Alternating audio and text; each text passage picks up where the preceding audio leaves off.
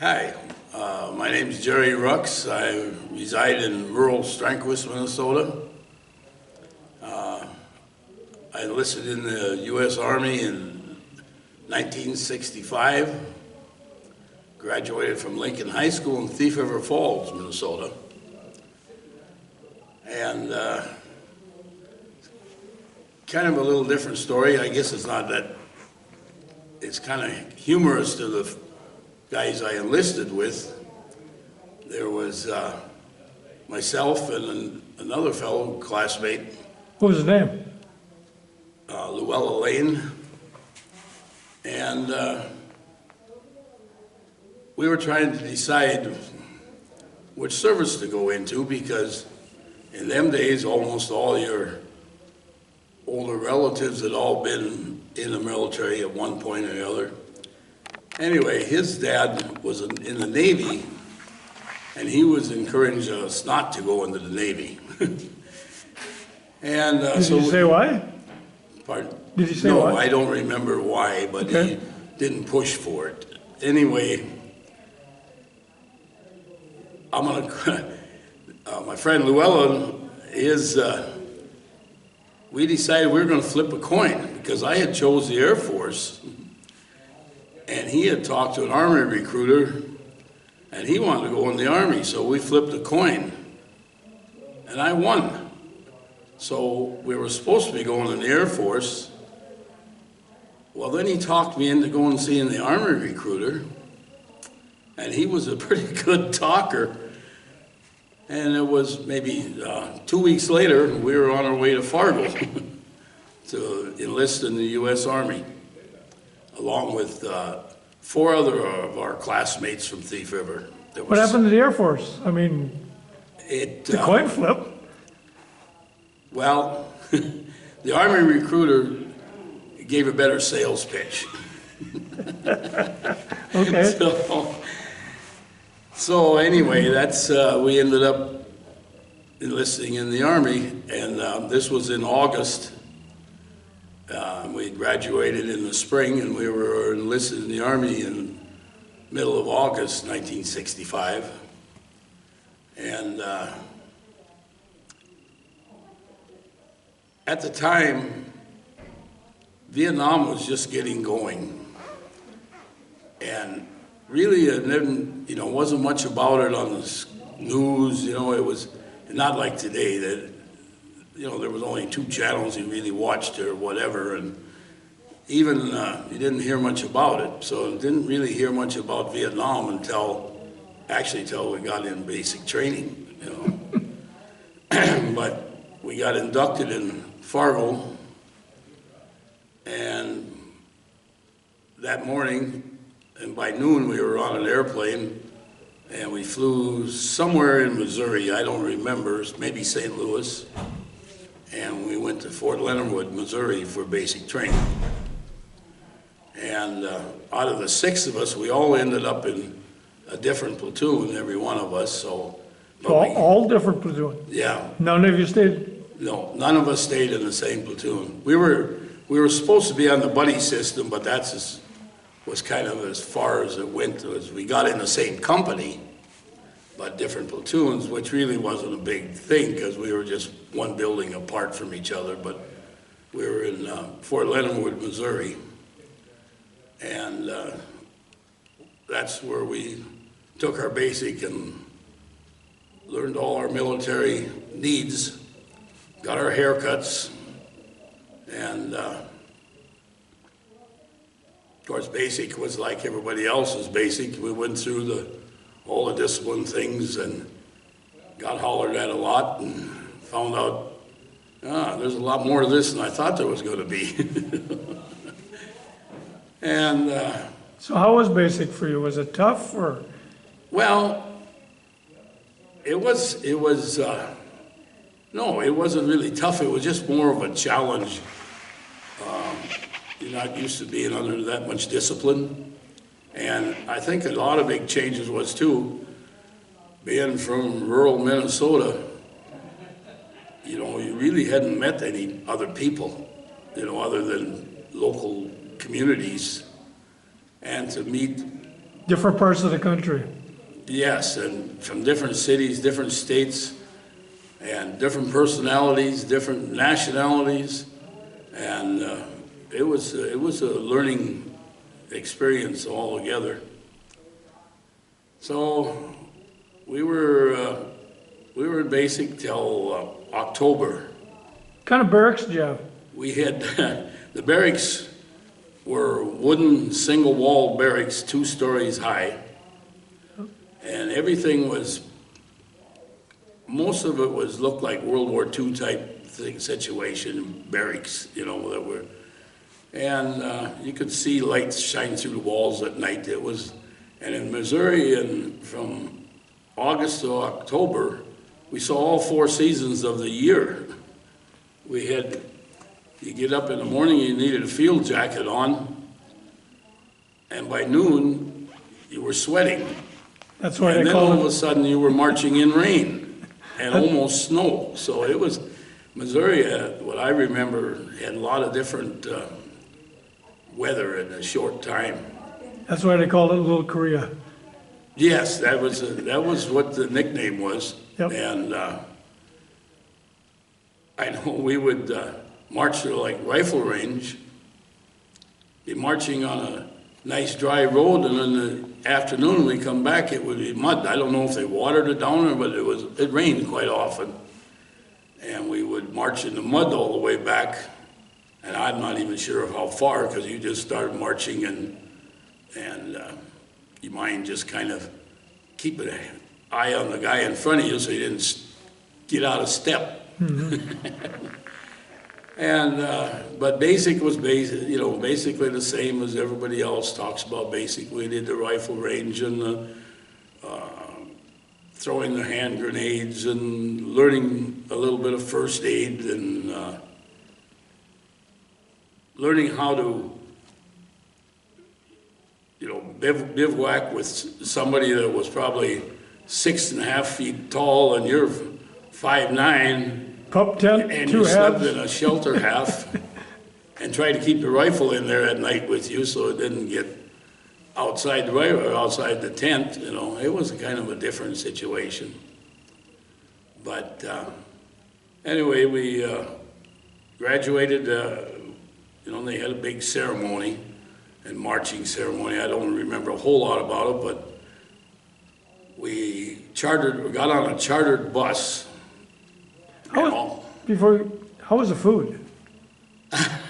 It took me about, I would say, at least a couple of weeks before I could actually eat. Because the first time I ate, I never really saw some of the stuff that they served, you know, for breakfast in the morning. The food was not good. It took me about 2 weeks before I was able to really eat anything. And once I learned that that's what I was getting. And then, of course, when you pulled KP and you saw how this stuff was prepared and you know, all the chaos that went on in the kitchen, and you kind of wondered, wow, you know, I hope I don't have to do this again. But I think it was only really on KP one time. There was so many troops, you know, so many people that everybody got rotated at least once. Once was enough, right? Yes, once was plenty, you know, and I don't even remember. It seems to me like I always got stuck in my military days. If I got on KP, I was always on pots and pans. And they were, you know, like 2.5 feet deep and, Yeah. and burnt to the bottom, you know. But, yeah, basic was basically basic, you know. Did you go on any big hikes or? Oh, yes, we were on lots of hikes. I mean, you walked wherever you went. You never got to ride in a truck, you know. And when you talk about the food, I remember one thing, you had to go through horizontal bars, and I believe there was 14 bars, and you had to hand over hand before you could go eat. And of course, you always had Monkey bars. Yeah, and you always had somebody that couldn't make it, and they would hang there and until And the other guys would be mad because they wanted to go to chow and because you only had so much time. But one thing I do remember, it was kind of strange because they dished up your food for you, gave you, you could take what you wanted or tell them what you wanted and they'd dish it up. But it was never overabundance of it, it was smaller portions, which was fine because it wasn't that good anyway. But I remember these guys that had a hard time getting through there. Most of it was because of the size of them, their weight and such. And then when they would come to eat, they would be the last ones in there, and they would heap their trays like they couldn't hardly carry it. There was so much food on it. And you had to eat your food because you couldn't, if you went to dump your tray and there was food left on it, you went back to the table and cleaned it up. They did not, they always had somebody at the garbage cans watching. And these guys, I don't see how they ever could lose weight because, and they went through this every meal, 3 meals a day, the same thing. And they would end up with more food than a normal person would eat, But I remember that part. I always kind of thought that maybe they should have been giving them less so they would lose some weight. You would think, yeah. So you had a parade, you said? Yes, there was a parade, and of course, there's so many graduates, and it's all kind of vague now. It has been a few years. And I remember it was warm. And of course, you're in dress greens and long sleeve coats and all that. And we went through the parade, and by that afternoon, we were on a chartered bus heading back to Minneapolis. And there was... On a bus? On a bus. We were going on a 2-week leave, 14-day leave. Oh, okay. Because then everybody was going to their next duty stations, which out of the 6 of us, we had four of the fellows had signed up for helicopters. And I don't know if at the time, if they realized what that was all about, because out of the 6 of us, 4 of them ended up in helicopter in Vietnam immediately, and so you enlisted, so you must have been able to pick your MOS, right? Yes, I had. Well, that's one reason I wanted to be a mechanic, so, and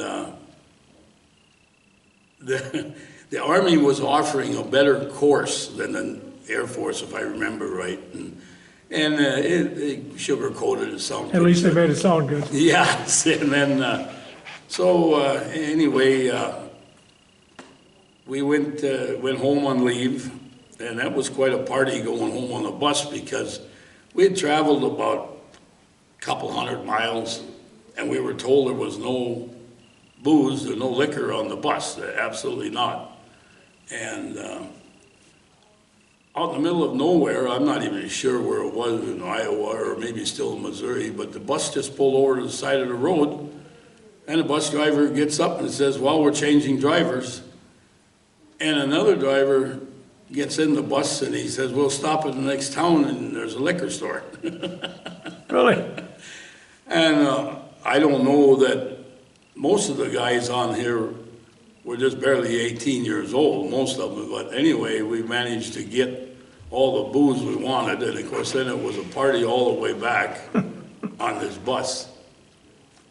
And so we spent our 14 days at home and boarded a train and went to Minneapolis and then went to the airport and flew. Then I flew, like I say, out of the 6 of us, we all went different directions. So I went to Aberdeen Proving Grounds in Maryland, and you spent 2 weeks home? 2 weeks at home, and then we went to our next training stations, and so when you went in the Army, was this the first time you flew? Yes, yeah. I'd never been in an airplane in my life. And that was quite an experience. Yeah, and of course, it was, at that time, it was a big plane compared to, to what I ever even thought of, and it was quite an experience, yeah. But I always remember one thing about flying in them days, you always got a meal no matter where you went on an airplane. You can no longer get that, I don't care what you pay. You know? But anyway, I ended up in Baltimore. Aberdeen Proving Grounds is about 40 miles, I believe, from Baltimore. So, and it's a big training center. It's, I mean, they had, at the time I didn't realize, and I've thought about it afterwards, all the different, you know, there wasn't, I went there for wheel and track mechanic, meaning, you know, wheel vehicles and all track vehicles. Deuce and a halves, 5 tons. Deuce and a halves, tanks, quarter-ton Jeeps, everything. And then we also trained on all the track vehicles to maintenance and mechanic work. And yeah, in the Army, there's echelons. And there's 5 echelons in ordnance. And so like your first echelon is something that is done in almost anybody would be able to do it, you know, like just clean and maintain a vehicle. And then you have second echelon and third echelon. Well, you train for all 5. So you could rebuild, you could do whatever you needed to do. And how long was this school? I went there, you know, at the end of October or around the 1st of November, sometime like that, after 14 days of leave after basic. And then I was there until February of 1966. And we didn't really have a graduation because in our barracks, it was more like a college dorm. I mean, it was huge. It was just, and the post is very big. And they have, I mean, everything that, you know, radio repairman, weapons repairman, artillery repairman, you know, you learn all these different things. We didn't, I mean, that's what they teach there. That's what they instruct. Different MOSs? Different MOS, yeah. And my MOS was 63H40 is what it was called, wheel and track. Heavy wheel and heavy track. Anyway, we didn't have a real graduation. You just, the day they came to the end, the same day, that afternoon, we got our orders for where we were going. And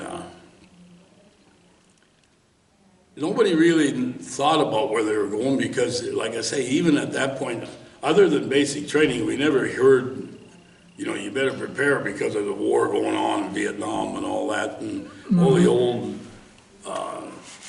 drill sergeants was constantly telling you about, I don't need another Purple Heart, I've got a box full of them, and, you know, that kind of thing. And, but in... so you knew in the back of your mind it was always there? Yes, it was always on the back of your mind, but the day that we got our orders was the same day we graduated. So by 5 o'clock in the afternoon, you knew where you were going. And there was... I really didn't associate with, because you're in a company, but we never really had formations. You didn't really know. I was in, I think there was like maybe 10 of us in a room in our barracks.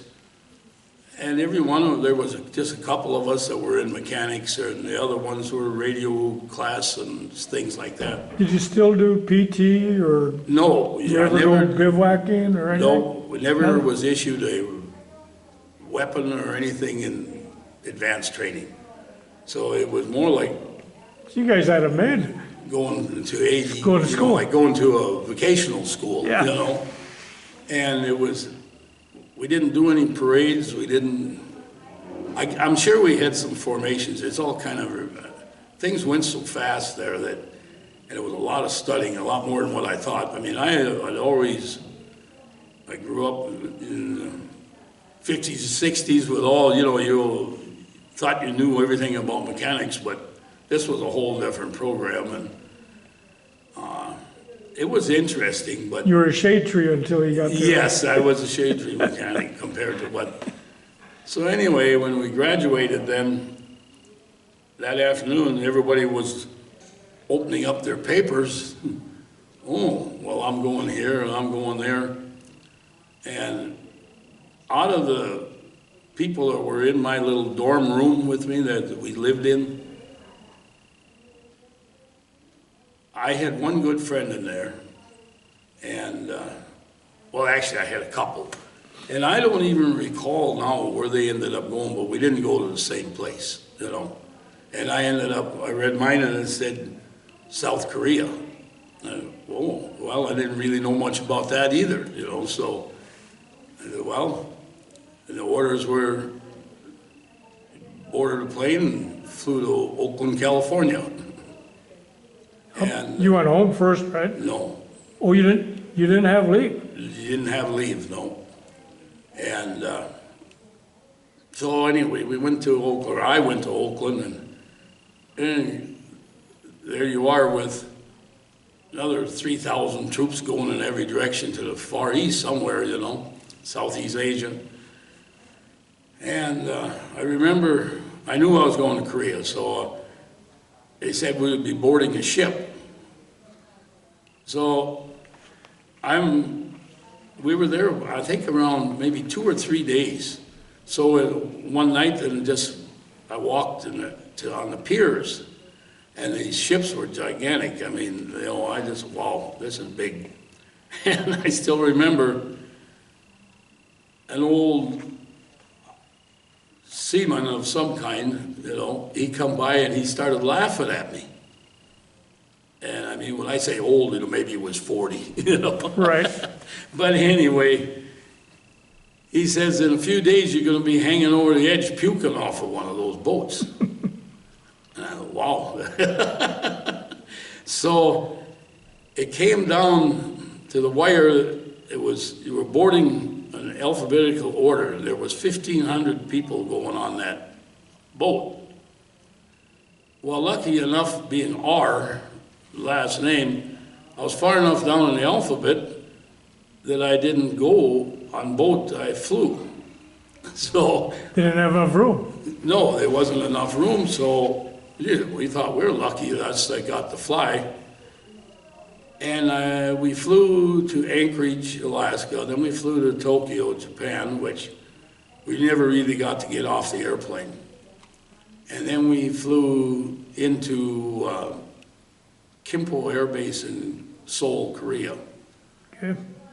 And then, at that time in 1966, South Korea wasn't rebuilt at the time.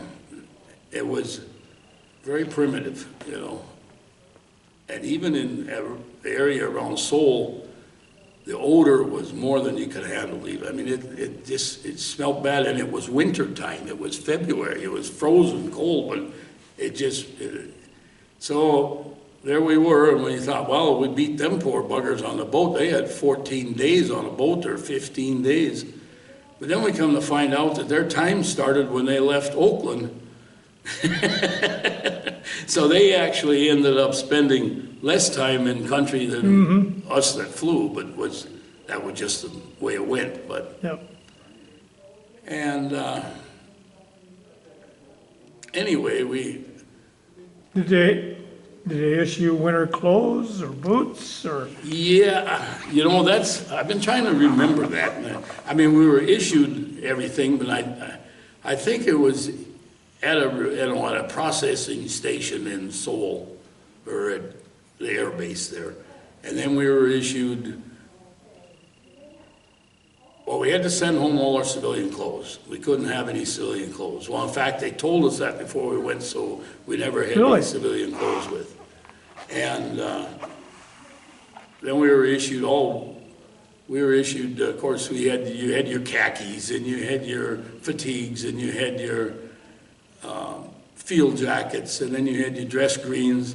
But then they issued you what they called OGs, you know, and they were like all wool shirts, and trousers, and warmth, and we call it bunny hats, the little fold-down flappers on the side, and big boots, you know, big heavy boots, and you stuffed all this in your baggage, and still,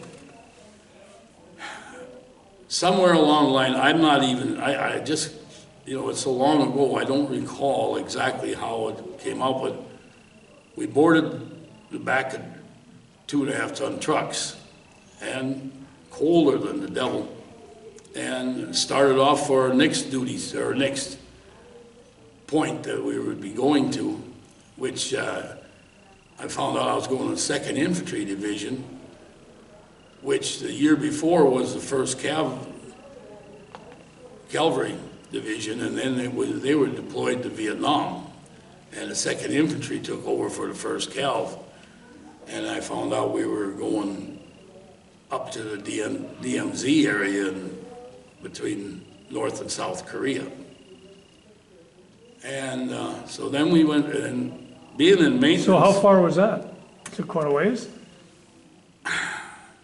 Seoul and the DMC is probably, It's a ways, isn't it? yeah, it was a ways to go. And I don't recall because we had made several stops. And then we went to, I was assigned to an ordnance company, or ordnance battalion, I should say.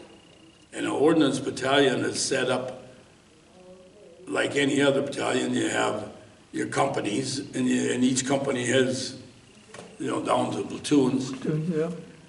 Well, you know, there in a 2nd Infantry Division, all our ordnance battalion was then broke up into companies which were assigned to support certain infantry units along the DMZ. So I was in 702nd Maintenance, 702nd Maintenance Battalion. And then I was assigned to, I think it was Bravo Company. And it happened to be with it in, when I got to my company, again by truck in the back, and I remember looking out, you know, the back and watching. I mean, the villages, there was the roads were all just dirt roads and rough, and the villages were, all the buildings were makeshift out of whatever tin they could find and little lumber, and there was no plumbing, there was no running water in any of these villages.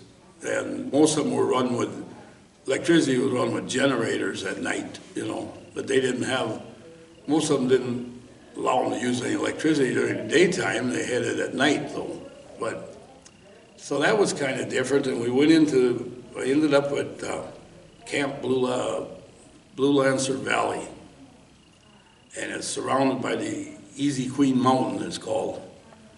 So there it was an infantry brigade that we were supporting, but we were just one company, and we had less than 100 people in our company. And then we had little Quonset huts that weren't insulated very good, and they had little diesel fuel heater, one on each end. And every night you had to put on a new can of fuel, and sometimes during the night you had to get up and change it if nobody else would, because it got a little cold. And so were you working your MOS then, or? yes, I was in my MOS. But of course there then, we found out, well now, you're gonna get a rifle and you're gonna get all the combat gear that most GIs carry, you know, and so it was okay, here we are. Well, then I found out that we were a 3rd echelon, so we didn't, when I looked at the shop, it was a beat up old tin building, and that again wasn't insulated, didn't have any heat in it except for a little side room where you can go in and warm up. But our job was not to overhaul or rebuild anything, it was to replace, because we were called the 3rd echelon. And then I found out like 2nd echelon, that would be mechanics that were actually in like a infantry unit, and they would maintain their Jeeps and their vehicles. But you went one step further when they had something was, let's say it needed an engine, the vehicle would come to our company, and then we had these big, all the military, all the new engines and anything that was always shipped in big metal containers, you know, because they came by boat, you know. So it probably took us longer to take the bolts out of these containers to get an engine out than it did to swap the engine, because everything was, it really didn't need a whole lot of wrenches. In fact, you carry, the toolbox was a few scrap pieces of wrenches that's you gathered up and you kind of swipe some from the next guy next alongside you.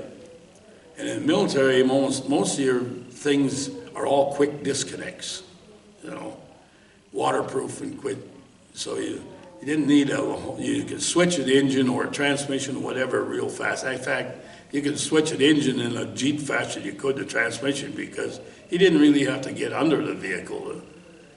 And so that was kind of the extent of where that was going.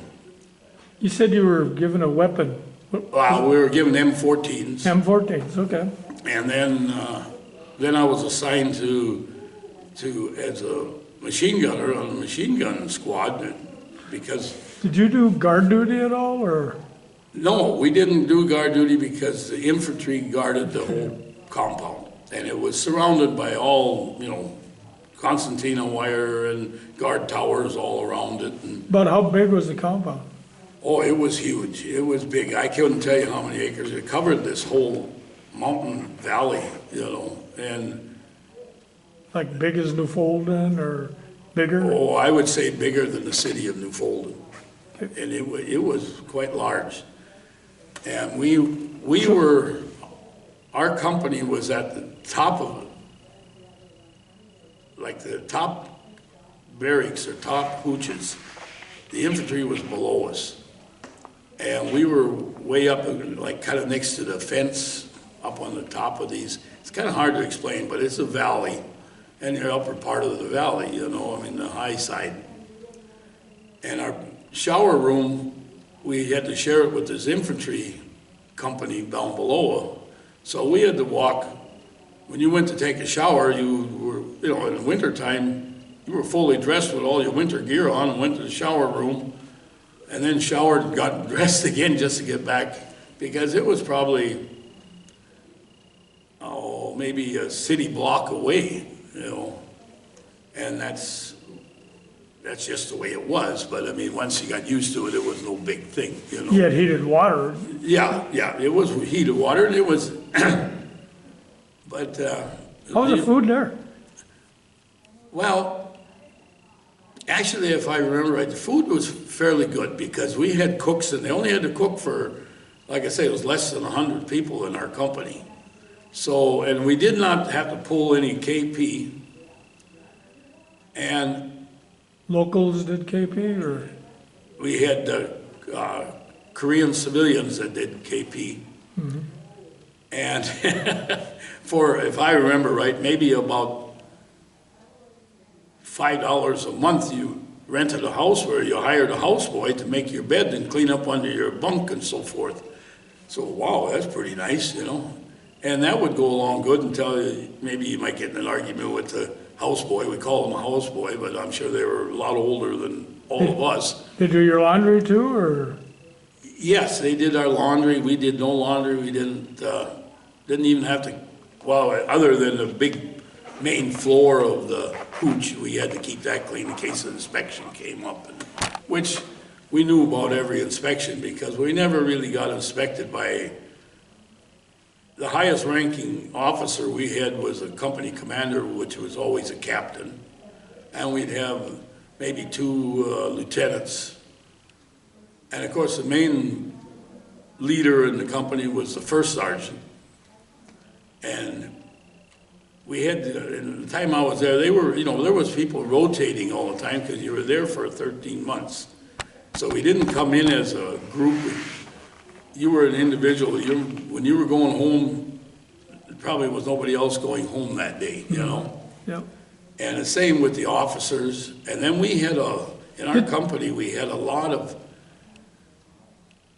at that time I thought they were really old, but they were still in the military, but they were too old for combat. So they were sent as our NCOs because most of the younger NCOs of any youth went to Vietnam, you know. So we had a lot of old sergeants that really, it's almost like they were called back up if they were in reserves and called in, because a lot of them, they didn't care. They had less enthusiasm for what was going on than we did. You know? Putting their time in. Yeah, well, in fact, I remember we had one black E5, and he was a specialist E5, and his name was Carter. Well, he was our hooch commander, we called him. He got to sleep in the cubicle while the rest of us slept in the little open hooch thing. And he had been in the Army about 25 years at that time, and he didn't do anything. And like he told me one time, he says, I've already done all mine. He said, I can quit anytime I want. He said, no matter. He wasn't a real good disciplined soldier, but he was a nice fellow. It was fun to be around. Did you do any PT or anything like that? Well, yes, we would. Running, walking? Not a whole lot. We were too busy. You know, we'd get up in the morning and we'd fall in formation and, you know, roll call. The first sergeant would come out and give his report and all that. And down below us, we could see all these infantry battalions out on this big grounds in the middle, down in the bottom of the valley, down there doing all their calisthenics and marching and all their keeping up in shape, because they would rotate up on the DMC about once a month, I think it was. And they'd spend a month there, then they'd come back, and then they'd train, then they'd go back. And we were less than a mile from the DMZ where we were stationed. But these guys would go and walk the fence line on the, you know, they did their duty right on. And, well, anyway. What'd you do for entertainment? For entertainment? I mean, play cards? Well, I never played cards when I was a kid. And I grew up around all these card players, uncles and all that, and I just never had interest. And so these guys would play cards, and the only game I ever learned was hearts. Yeah. And anyway, and then one time, they kind of put me off on gambling. It was payday. And I went with the guy, and we went across the valley, and we ended up with these infantry guys, and they were shooting craps. And your paycheck was like, I think we got around $69 a month. And he said, bet $10 on this next bet. I said, what? Well, I bet $10 and I lost my $10, and that turned me off on gambling for pretty much. Anyway, I said I never even got to touch the dice, and I lost $10. I said, that's enough of that. But entertainment, they did have a movie theater on there, which the movies were, I don't know, I think I went to one or two in the whole time I was there. Just some old black and white movies. Flicks, they call them? Flicks? Yeah, and they probably played the same one for 6 weeks or a month or 2 months or whatever, you know. And then we had a PX on the base.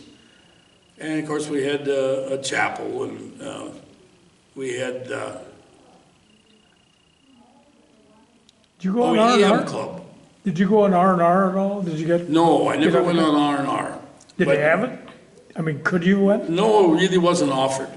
It really wasn't offered. When you were there for 13 months unless it came an emergency. So Korea, you didn't get combat pay either then, huh? No, we had overseas pay, but not combat pay. What was the overseas pay?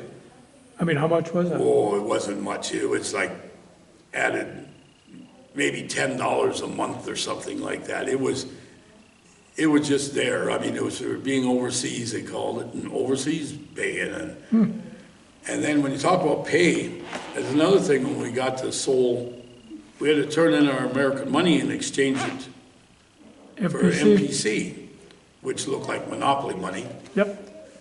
And then one time, well, of course, the longer I was there, well, then you started to, you know, you can get a pass and go out in the village. Well, the first couple of months, most of us new guys didn't go down to the village because we didn't know if that's what we wanted to do or not. But anyway, after a while, you got bored with looking out the other side of the fence and you had to go see what's going on in the rest of the world, you know. So you go down to the village, and they had little clubs, like almost like little bars, I guess you'd call them. I don't remember. There was a nickname for them. I don't even remember what it was, and it was just quite an interesting life. And we got to see, you know, you look around and you walk through the rice paddies, on the top of the rice paddies, getting down to the village, and wow, I don't know about this, but after a while you got used to it. It was, well, I'm going on past, I'm going to town tonight, you know. So that was a lot of entertainment that way. And So in your compound, did you have a rec center where you go get a beer or whatever? oh yes, we had an EM, what's EM called club? EM club, and enlisted man's club, you know. No officers, no NCOs, just enlisted men. And if I remember right, I think you'd buy a beer like 10 cents, you know, something like that, or, you know. They weren't flip tops either, they were solid cans. Yeah, yeah, they were, yeah, there was no pop tops or nothing like that. It was all can opener. Usually skunky. Yeah, and so we'd spend time there. And then it was kind of funny because if you ran out of money before the end of the month, you could go to the EM club and sign up for, they'd loan you money in advance. Put it on tap. But it was through the military. It wasn't a loan shark. You know, there was loan sharks all over too, but this wouldn't cost, you know, like 20 for a 10 or anything like that, you know. Did you have ration cards or anything like that? I don't remember. I don't remember if we had a ration card. That I don't recall. I know, you know, we didn't have to eat that much C rations, but in all our C ration packs, there was always cigarettes in there and stuff like that. And those of us that smoked, I never really smoked till I went in the service, and then I started smoking, and I don't know why, but I guess it was just a thing that everybody was doing. C rations is something, you had a mess tent and stuff, didn't you?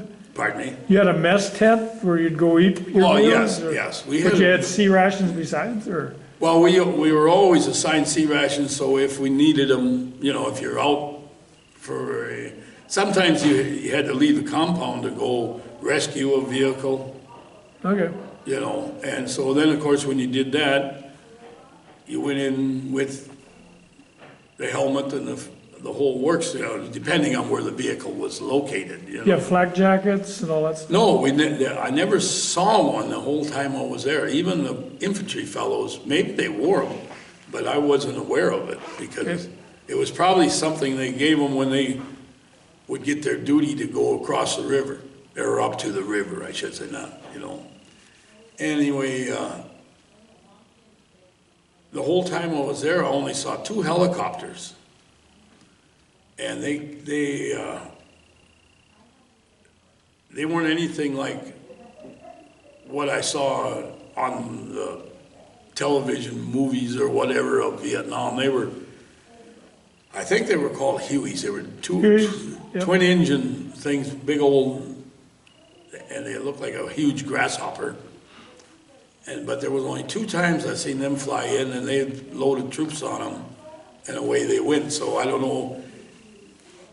at the time I was there was, if I remember right, there was 7 GIs killed on the DMZ at one time, and I think that's why the helicopters came in and they brought more troops up on the line. And then you would hear of, get up in the morning, you're in the formation, and first sergeant would say, well, anybody leaving the compound, we have to, we've got to be on alert because there was insurgents crossed, and they know they're in somewhere or whatever, So you kind of make you think of that. And I remember at the time, I volunteered to drive a courier Jeep in the evening. Well, sometimes it'd be Jeep, sometimes it'd be, depending on what, but you would go to a battalion with all the paperwork, and nothing was on computer, of course, so everything was in pamphlets or packets, and you'd bring, and then they would ship different things back with you, but you're called a courier driver, and it was a volunteer thing, but I did it for something to do. And one time I went into the company headquarters, into the company office there to get my packet, and the sergeant says, well, don't stop for anybody. Of course, you never stop for anybody anyway, because usually somebody was trying to steal something off of you or whatever. But anyway, he says, there was insurgents reported that day. So I said, do I carry a weapon? Do I carry a 45 or what? He says, you got a wire cutter on the front of the Jeep, just don't stop for nobody. So off you go, and you'd come back, it would be probably dark, when you come back. And I remember there was one time I needed to take a 3/4 ton, which is like a pickup. And we were carrying back some kind of supplies, so they said, you gotta have a rider, and he's gotta sit in the back after you've loaded, when you're coming back, because they call them slicky boys. One would jump out in front of you until you slammed on the brakes, and the other 4 would jump in the back of your truck and steal all your items. Well, nobody wanted to ride back there because it wasn't very comfortable. So he'd say, right up front, while we were going through this village, all of a sudden, there was a group of guys jumped out in front of my truck. And I looked in the mirror and I saw these other ones heading for the back, so instead of slamming on the brakes, I slammed on the accelerator. Well, naturally, these guys had to Jump out of the way, and then my buddy was sitting in the co-seat, and he was supposed to be in the back.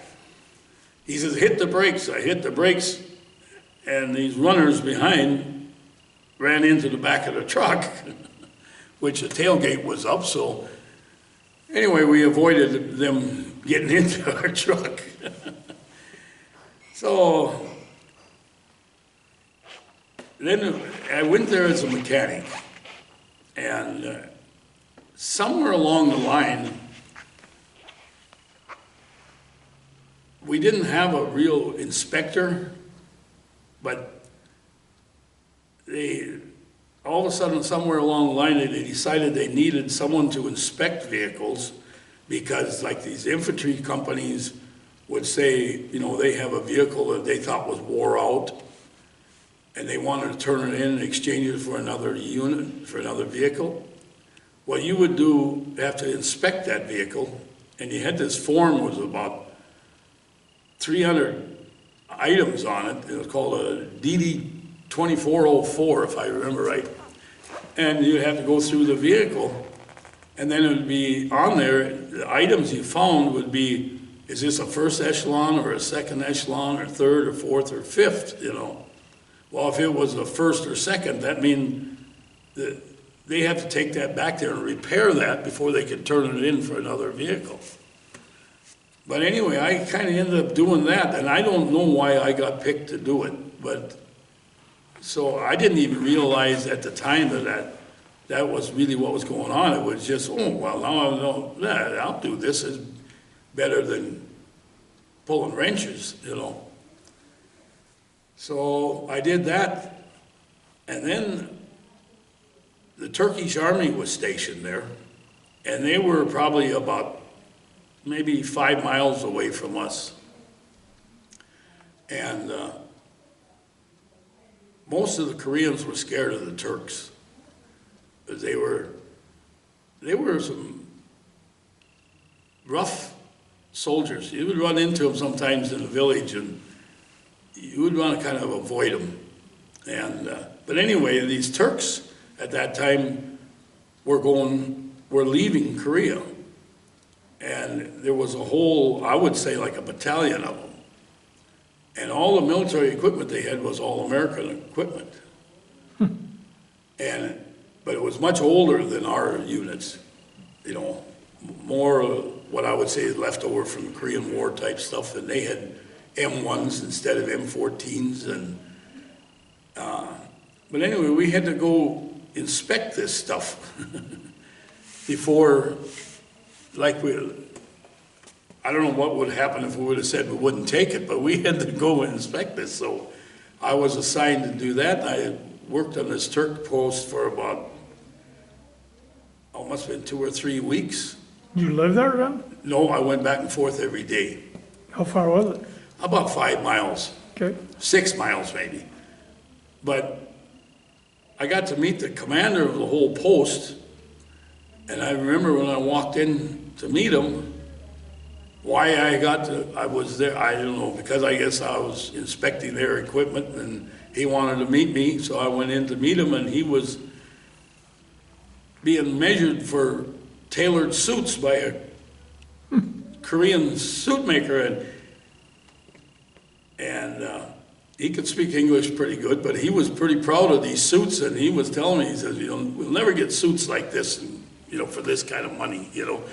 And he says, I think you should have a suit made for yourself before you go home, you know, which I ended up doing, had one made. I don't know, it would have cost me maybe $20 or something for a tailor-made suit. Mm-hmm. But that was interesting with those guys, and they were, of course, they were all going home. They were just like everybody else. They didn't want to be there. They were there. And so when they knew they were going home, they were just as friendly as could be. They were a happy bunch. And everything that I ever heard about them, I mean, they did an excellent job of, as far as military, they were well disciplined. And so that was one experience that I had there, just working with these Turks, like, you know, something I never thought I would be involved in. And basically, I did do a tour. We signed up. We had two lieutenants, and this one second lieutenant. He tried to be a military man for a while. Then he found out that didn't work very good. It was better off just being a GI like the rest of us.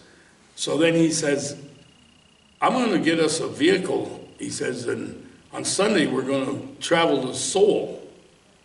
He says, and he'd gotten with the USO, and they set up kind of a small tour for us. So there was a few of us that we'd been in a village where we weren't supposed to be, and we got caught by the MPs, so we were on, couldn't leave the post for a month or whatever it was, no passes. Anyway, so he said he could get us a pass for this Sunday thing, to go to Seoul. So, well, wow, get off the compound, yeah, we're going, whether we enjoy it or not. But anyway, we went to Seoul. Then we saw more of course, it was like going to a movie. I mean, they showed you what the good, what the culture was more like, not what the culture we were seeing out in the villages, but the good stuff. The tradition of the dancing and stuff. And then they had a meal. Of course, we all knew what most of it, and course, we did, the meal, I didn't eat much of it because I knew what it was and it wasn't very good and it smelled terrible. So they all kimchi and like rotten cabbage is what it was, but buried in the ground, I think, for a week or two before they ate it, whatever. And so that was basically, and then I did, myself and another couple of GIs, we did wander into the mountains and found some temples that we toured, the monks' temples and stuff. And then when you were out in the, outside the post, there was a lot of old, still left over from the Korean War, a lot of wreckage that was not completely, sabotaged, but anything that the Korean people could use, they usually picked it up and they found a use for it. Something really, the strength that these people had was unbelievable. I mean, they could take 55-gallon barrel of gasoline and run off with it on their back, And I've seen it happen. I mean, and it was things like that just, and then, then before I got to Korea, and this was yet when the first Cav was there, they had the monsoon season in the summer where it rained so hard and this water come down off the mountains, it would wash almost the whole compound away, So they built a huge reservoir, cement, the engineers came in and built all through the valley. And the day it started raining, this thing, what I would say was about 30 feet wide, 10 feet deep, and it was all concrete the whole length of the compound.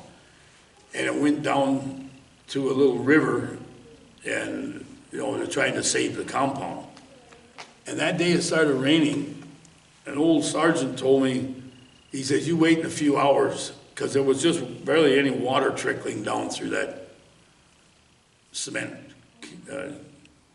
Anyway, about 3 hours later, it was churning, it was completely full, and it was running so fast that we picked a big rock up, like the size of a basketball, threw it in, and it didn't go down. It was just churning. And I said, wow, well, it washed most of the village away, but when this would go on for about 2 weeks, this monsoon season, and as soon as the thing was over, these Koreans come back and built their little hooches right back where they had built them before. Every year it washed them away. So, Just keep going, Jerry. anyway, my tour of duty there was getting close to the end, and basically everything was kind of a everyday occurrence, you just do what you were doing. And then I got orders, was getting down to the point, there was me and another fellow were going home on the same day, and we were buddies. And his last name, I don't even remember what his first name was, but his last name was Eckerly. And they called him Ed. But anyway, we got our orders, and we were supposed to go to Fort Sam Houston, Texas. Oh. You still have some time left. Yes, I was only halfway through my enlistment, approximately. So then all of a sudden we got a change in orders, and it was only a few days before we were shipping out, that we were going to Germany, not Texas. And on my orders it was said, it didn't even give me a reporting station, it said to go home and call this number, but I would be notified of where I was supposed to report to. So anyway, I remember we had a picture, him and I in a hooch, we were drinking beer, and we had a sign about here we come Germany or something like that. Well, that was the last I seen of him too, when we shipped out of there. But then I got back to Thief River Falls, and I was home. You fly back then?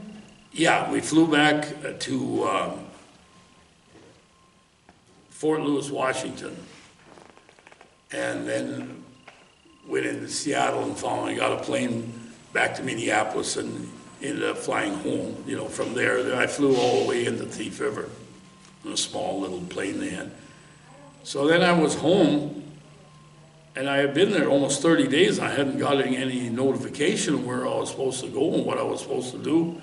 I was running out of money. And so then I called Fort Dix, New Jersey, and the provost marshal or somebody I had to talk to. Well, they said, you haven't got any other orders? And I read them off what I had, which was basically go home and wait, you know. Well, he says, just go to the airport, he says, and tell them you need an air ticket, you know, you need an airline ticket, and get to Minneapolis and they'll fix you up. So I was out of money, so I said, what do I do? He says, are there any military bases? And I said, well, there's an Air Force base in Grand Forks. Well, go over there, he says, take your orders over there, and they'll pay you. So I went to Grand Forks and went on base and found out where their financial building was, and they sent me over there, and I just showed them my papers and ID card, and they paid me. Well, they gave me a bunch of money, and I don't remember how much it was, but it was a lot more than what my paycheck was supposed to be. So I thought, oh, this is a pretty good deal. So anyway, then I ended up going to Minneapolis, and then I ended up in New Jersey, at Fort Dix, New Jersey. And at that time, I was a Spec 4, a Specialist 4. And again, I flew to Frankfurt, Germany. And I got off the plane in Frankfurt, and then I found out I was going to the 3rd Armored Division with another maintenance battalion. And so I found out, I got to my battalion, and they said, well, your company's in Grafenwehr, which was a 30-day field trip where we were supporting the 3rd Armored Division. And so they said, you got to go to Grafenwehr. I said, well, how do I get there? Well, we take you down to the train station. So I get to the train station, and there's this old, it was like a steam engine. And they said, you're a Spec 4, you're in charge of these guys. And there was about 200 E2s there. Just new soldiers that they just got out of basic training, and they're training, and he said, you're the Spec 4, you're the senior person here, you're in charge of them. Well, I said, I'm not even sure where I'm going. How am I going to know? You know, I said, Grafenwehr. He said, you just get on this train and you just stay on it until it gets to the end. He says, you'll be at Grafenwehr, which was a big training area. And at the time, you know, the German army and the American army would train together there and things, you know. And artillery was there, and the tank units and infantry. And so anyway, we took off on this train, and it went so slow there was times you could get out and walk faster. But I told him, I said, what if I lose some of these guys? He says, half of them won't know where to go anyway. He said, just don't worry about it, just get yourself there. He told me so. So anyway, we got to the end of the road, and I ended up, again, I don't remember how we got to my company, but I got to my company in the evening. And I went into the first sergeant, and I reported, you know, that I was reporting for duty. And he says, and it was again, we were in a company size, which was probably, that company, it was 122nd Maintenance Battalion, Company C. And we supported 3rd Armored Division. And so anyway, he says, well, I'll put you up on this, and he gave me a tent number or whatever it was. Then he said, there's a beer tent over there. So he says, go have a few beers tonight, and then tomorrow we'll get you settled into whatever you're gonna do. And this was really strange because, well, it wasn't strange, it was, it was a surprise. I'm standing in this beer tent, and there's, you know, full of guys, and they're all drinking this German flip-top beer. And oh, that was some tasty stuff. And all of a sudden, somebody slaps me on the back, and I turn around, and it was a fellow from Thief River. And he had graduated, we were good friends, but he had graduated maybe 2 years before I had. And I didn't have a clue that he was in the service. And anyway, he says, wow, you know, he says, I'm gonna get you into my group. And I said, well, that's good, I wanna be in your group, because he was assigned to an infantry with his group, and there was like 4 or 5 guys in there, each little group, and wherever this infantry went, that's where these guys went to support their vehicles. Well, I didn't know that they must have had this inspection thing in mind for me, because I wanted to get in his group, and the first sergeant says, no way, you're not going.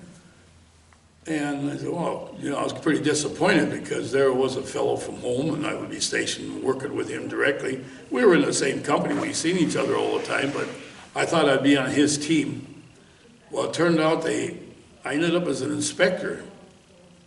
And I didn't know it at the time, but there was an E7 slot.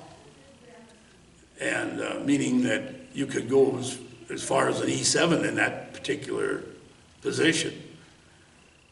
And the guy I worked with was a Spec 5, and his name was Daniels, and he'd been in the service about 15 years, and he was still a Spec 5. And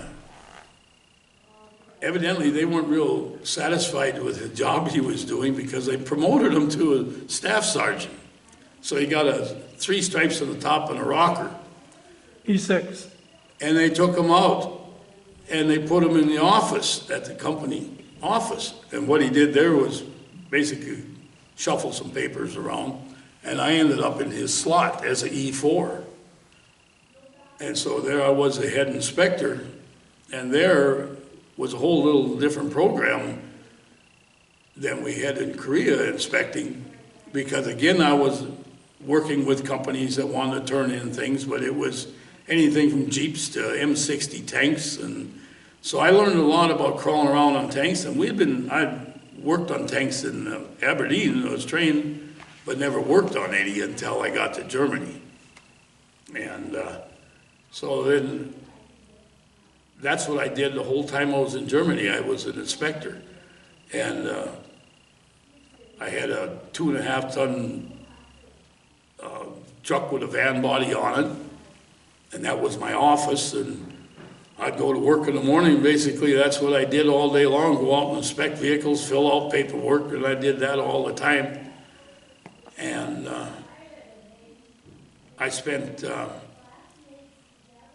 think it was 13 months in Germany before then I was discharged.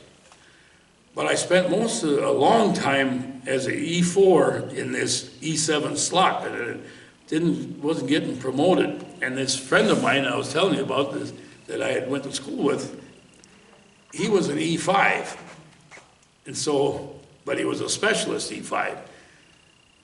And the morning that he was going home, we were in our company formation, and the first sergeant was out there, and they were announcing any announcements, and then there was a promotion.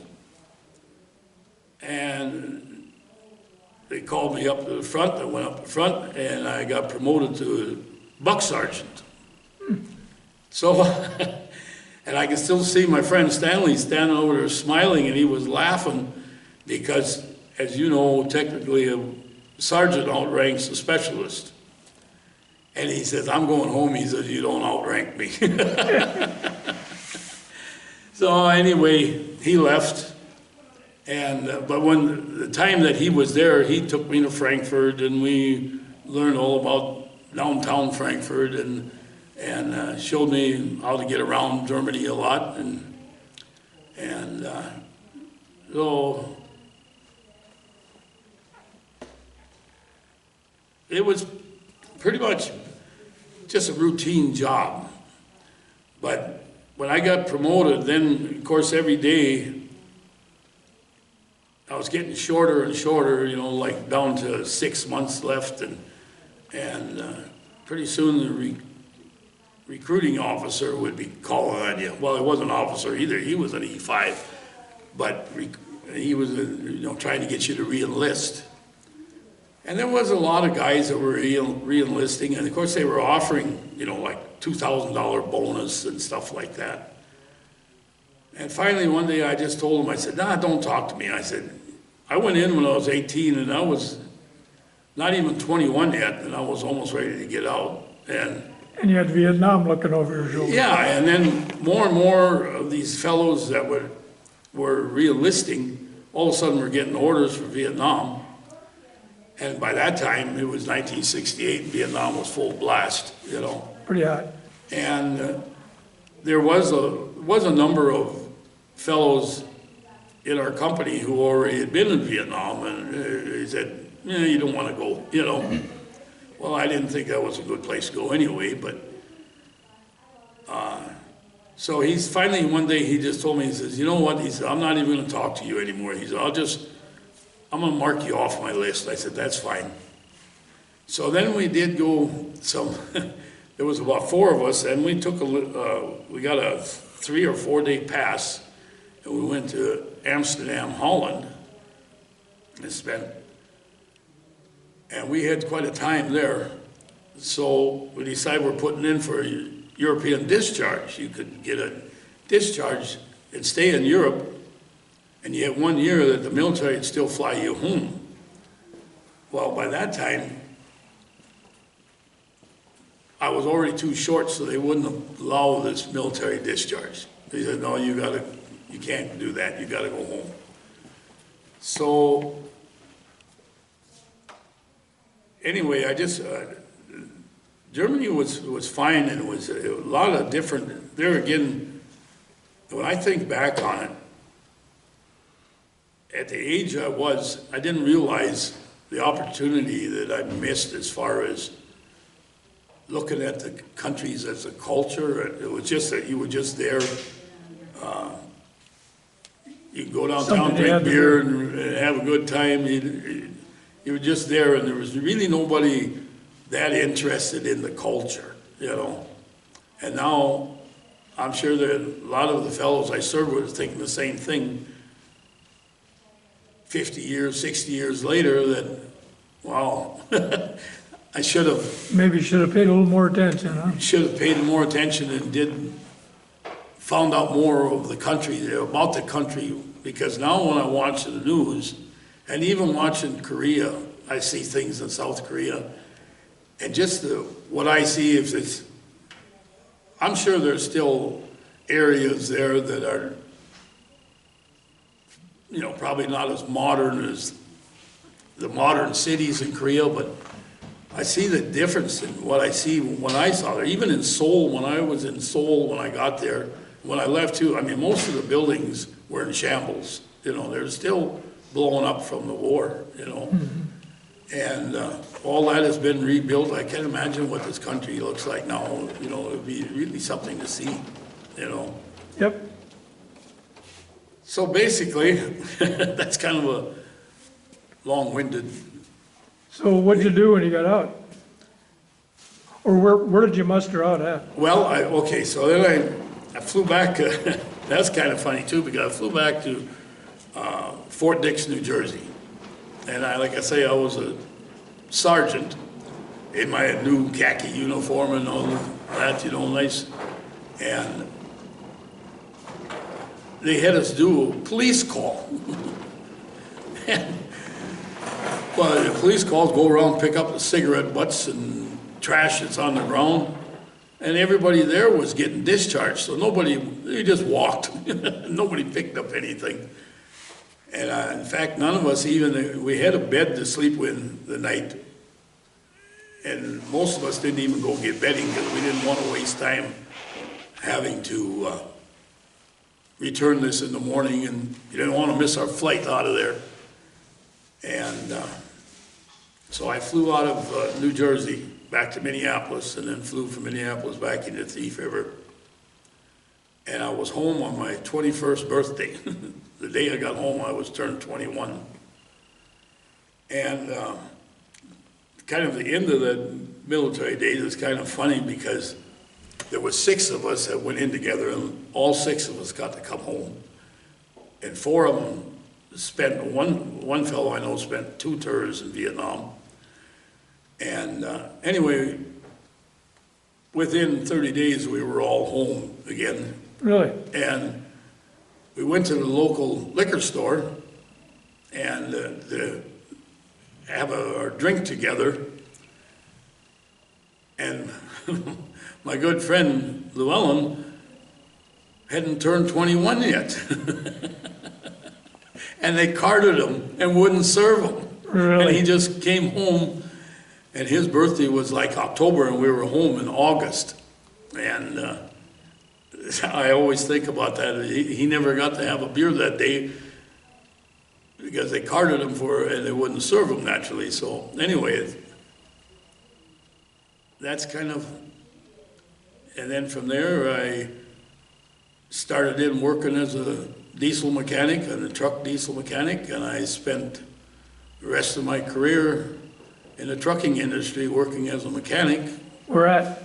Well, I worked for Falls Diesel in Thief River for many years. And then I ended up, my last 14 years was in Grand Forks.